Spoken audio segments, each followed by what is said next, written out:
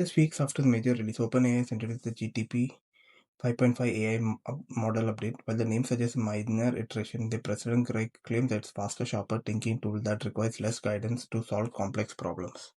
The real headline here is not improved logic, but OpenAI's clear ambition to create an AI super app.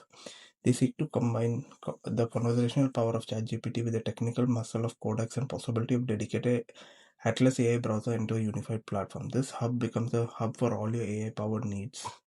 It brings a big boost into autonomous capabilities. According to OpenAI Chief Research Officer Mark, the model excels at navigating computer-based work, that is, operating software, creating spreadsheets, and debugging coding with minimal human intervention. Beyond that, they show many improvement in scientific research. They claim they can help performance in area like drug discovery and math.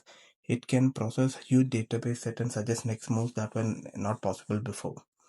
The release of it follows Anthropic's debut of Claude Mythos Preview, a model known for its advanced cybersecurity skills. Naturally, the discussion around OpenAI's new model touched on safety. GPT 5.5 has high risk label as it can potentially boost current cybersecurity threat, but it does not reach critical level that force Anthropic to limit access to the Claude Mythos.